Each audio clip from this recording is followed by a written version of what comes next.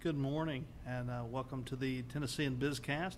It's been a busy morning here in the Tennessean newsroom, especially on the business desk, with news that Oreck Corporation, a long-time and fairly well-known brand of vacuum cleaners, the company has filed for bankruptcy protection, and so we've been taking a look at what's happening there.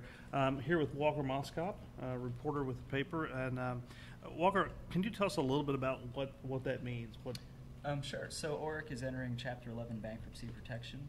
They've announced in a statement that they're looking to restructure their debts and consolidate their assets in an effort to sell the company. They didn't make it clear if a buyer was lined up yet, but they said that throughout the course of the bankruptcy process and the sale process, that the company would maintain its normal operations, its normal course of business, and that they anticipated, they didn't state definitively, but they anticipated that once the sale is completed, the company would remain in Tennessee. Okay.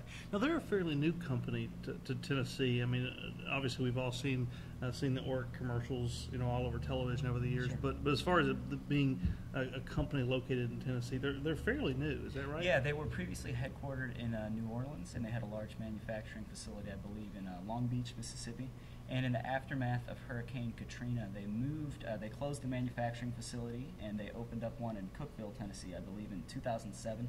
The CEO at the time cited rising insurance costs in the aftermath of the hurricane as the reasoning behind the decision. And then in 2008, they moved their corporate offices from New Orleans to Nashville.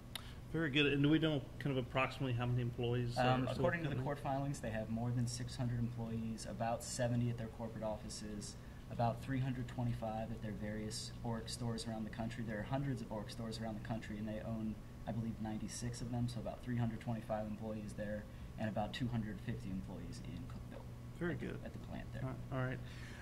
So it sounds like, now, it's my understanding that, I guess a couple months ago you had actually sat down with the company's CEO and found out a little bit about kind of the things they were trying to do. They're, facing major competition from high-end brands like Dyson, but also just a crowded marketplace. They were trying some things. Can you talk a little bit about what their strategy had been up until this point? So the CEO, Doug Cahill, didn't disclose specific sales figures to me, but he made it clear that during the recession that they did suffer a little bit in terms of sales, particularly of their trademark upright vacuums. And so they in the past, really in the past months, they've done their first national TV advertising campaigns. They've released some new products. They've released a couple bagless vacuums. Previously, they were known for the sturdy bagged vacuum products that didn't have the greatest aesthetics to them, and so they designed some sleeker, sexier products. They produced a bagless vacuum steam mop hybrid that Cahill was especially proud of. They've also entered the air purification market, so they've got a lot of stuff going on there. Yeah. And I'm assuming that the bagless trend was that part of sort of the whole response to Dyson. Yeah. Eventually, they decided that they kind of needed to get rid of the bag and make the product look a little more sleek. Okay. Yeah. Now, if you're an Oreck customer, if you regularly use that brand, have they talked about whether they're still going to be answering the phones and the stores are going to be open? I mean, what is it going to look like in terms of just everyday operations for the company? They said in a statement that they would continue their everyday operations, that there wouldn't be any changes. We haven't been able to get a hold of anyone at Oreck yet. It looks like they're not interested in commenting on this story as of yet. But in their statement, they tried to make it clear at least that nothing would change throughout this process. Okay. All right. Very good. Well, thank you so much. That was very helpful. And continue to watch Tennessean.com throughout the day, and of course in the print edition tomorrow, for more information on this developing business story.